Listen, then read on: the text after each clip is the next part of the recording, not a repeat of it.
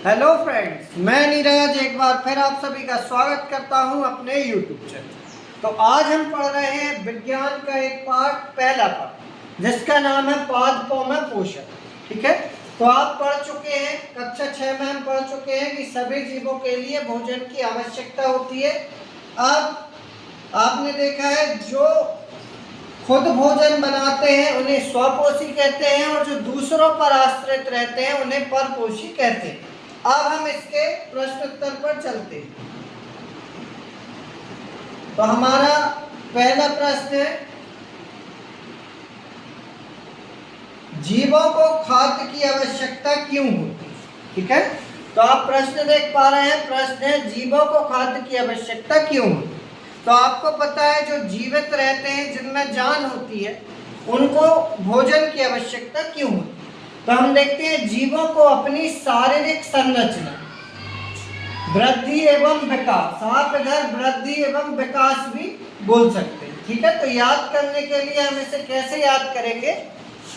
जीवों को अपने शारीरिक संरचना, वृद्धि एवं विकास के रख रखाव के लिए तथा विभिन्न जैव प्रक्रियाओं के संचालन के लिए ऊर्जा की आवश्यकता होती है। आपको पता है जैसे हम भोजन नहीं करेंगे तो हमारा शरीर ऊर्जा रहित हो जाएगा, हमें ऊर्जा नहीं मिलेगी तो हम काम नहीं कर पाएंगे। तो अपन को इसे याद कैसे करना है? जीवों को अपनी शारीरिक संरचना, वृद्धि एवं विकास के रख रखाव तथा विभिन्न जैव प्रक्रियाओं के संचालन के लिए ऊर्जा की आवश्यकता होती है, इसलिए हमें खाद्य की आवश्यकता होती है। अब हम अपना दूसरा प्रश्न देखते हैं। दूसरा प्रश्न है, परजीवी और मृत जीवी में अंतर क्या होता है? तो आप देखिए इधर मैंने अंतर लिखे हुए, एक साइड है परजीवी, एक साइड है मृत जीवी। तो परजीवी क्या कहलाता है? परजीवी अपना पोषण किसी जीवित पौधे या जंतु से लेते। तो मैंने आपको बताया परजीवी मतलब जो दूसरों पर आश्रित होते हैं वो परजीवी कहलाते हैं। उदाहरण हम देखते हैं अमरवेल। आपने देखा होगा, जैसे मैं मान के चलूं एक पेड़ पे आपने देखा होगा ऐसी ऐसी लताएं टाइप लटकी रहती है, ये होती है अमरवेल की लताएं। तो पेड़ में भोजन कौन बनाता है? जिस पेड़ पर वह लटकी रहती है। ठीक है, इसलिए अमरवेल कैसी हो गई? परजीवी। ठीक है, हमारा मृत जीव, तो मृत में लिखा हुआ है मृत, मृत मतलब मरा हुआ।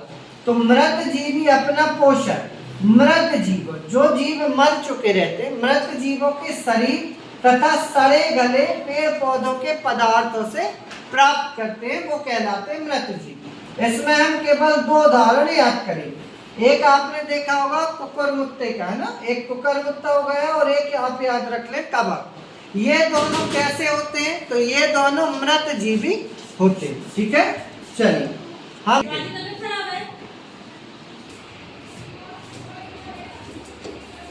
हमारा अगला प्रश्न है, आप पत्ती में मंड या स्टार्च की उपस्थिति का परीक्षण कैसे करेंगे? तो इसका उत्तर होगा, आपने यह प्रयोग किया भी होगा।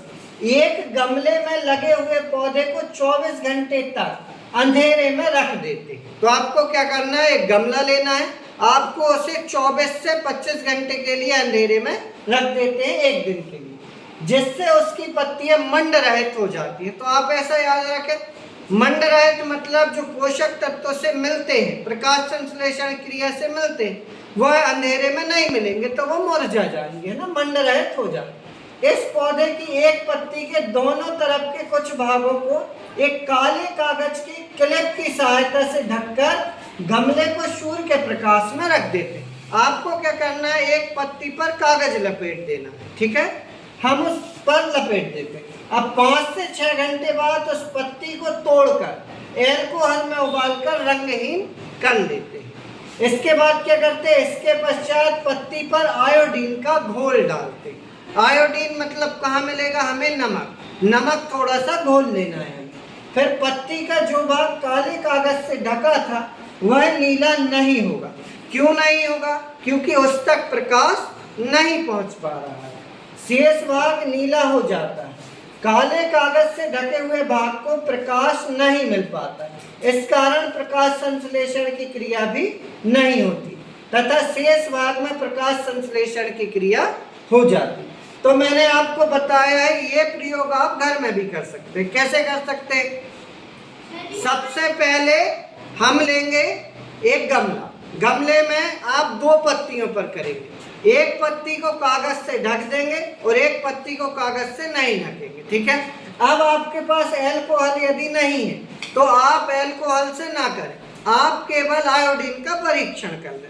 आयोडीन के परीक्षण के लिए जिस पत्ती को हम ढके रहेंगे उस पे हम आयोडीन का घोल नहीं डालेंगे, और जिस पत्ती पर हम कुछ नहीं किए हैं, मतलब खाली है, उस पत्ती पर हम आयोडीन डाल दें तो पत्ती का कलर बदल जाता है। इस प्रकार प्रकाश संश्लेषण के क्रिया के द्वारा हमें स्टार्च की उपस्थिति दर्शा देती है।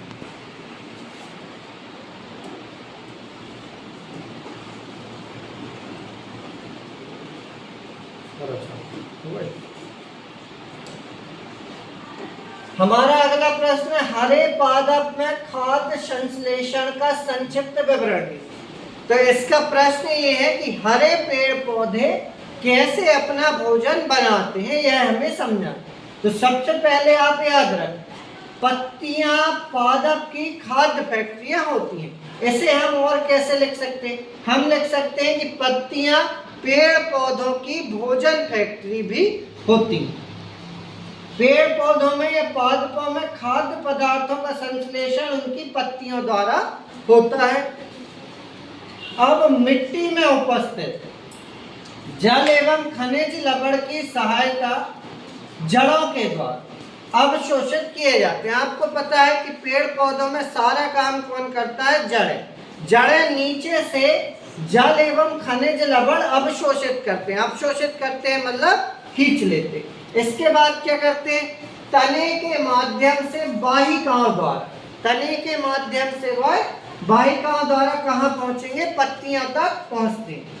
पत्तियों में छोटे छोटे रंध्र या छिद्र होते हैं जो वायुमंडल की कार्बन डाइऑक्साइड को अवशोषित करते हैं, मतलब खींच लेते हैं।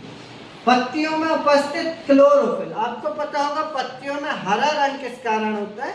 क्लोरोफिल। तो क्लोरोफिल सूर्य के प्रकाश की ऊर्जा संग्रहण करता है, खींचता है और पत्तियों की सहायता करता है।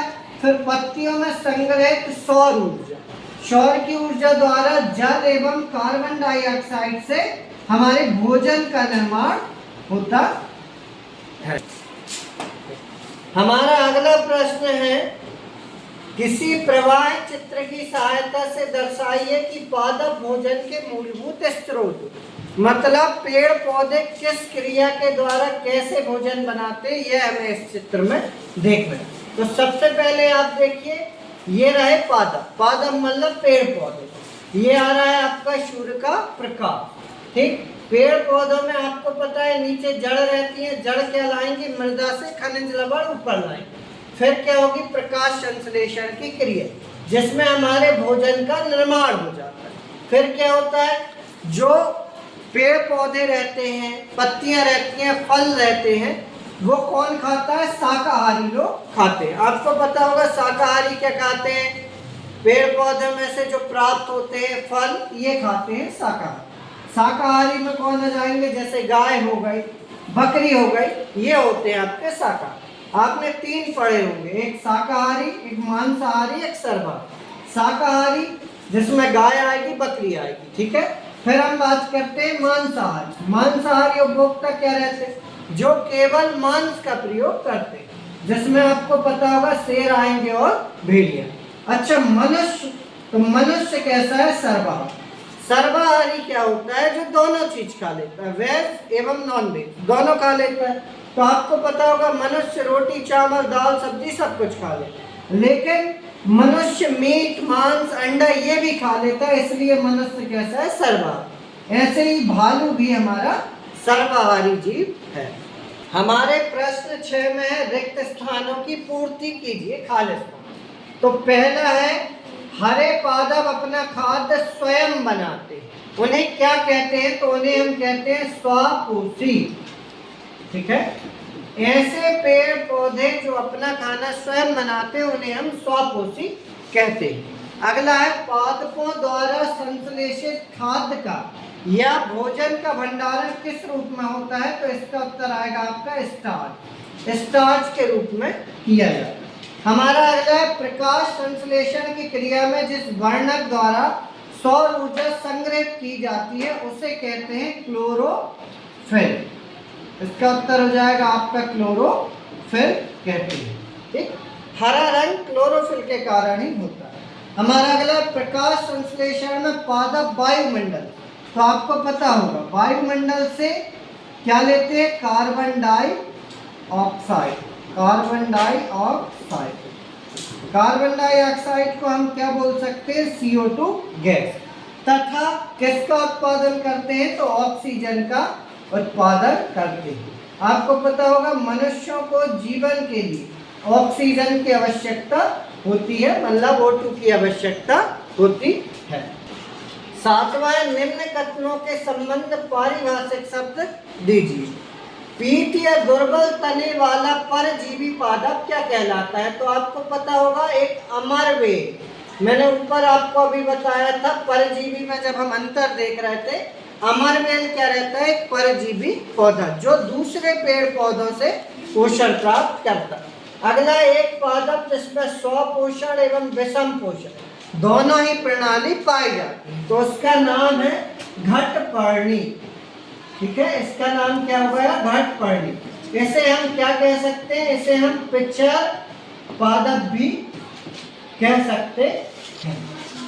हमारा अगला है वे रंध्र जिनके द्वारा पत्तियों में गैसों का आदान प्रदान होता है वह क्या कहलाते? तो आपको पता होगा इसका उत्तर है रंध्र। रंध्र मतलब क्या होते हैं? छोटे छोटे छिद्र। आपको अभी मैंने बताया था कि छोटे छोटे छिद्र होते हैं पत्तियों में। हमारा अगला है सही उत्तर पर सही का निशान लगा। तो अमरवेल किसका उदाहरण है? अभी अपन ने देखा अमरवेल किसका है? परजीवी का उदाहरण है। हमारा अगला है कीटों को पकड़कर अपना आहार बनाने वाला पौधा या पादप क्या है? तो इसका उत्तर होगा घटपर्णी, जिसे हम पिचर पादप भी कहते हैं। यदि आपको वीडियो पसंद आती हो तो आप लाइक करें, शेयर करें और मेरे चैनल को सब्सक्राइब करना ना भूलें। जय।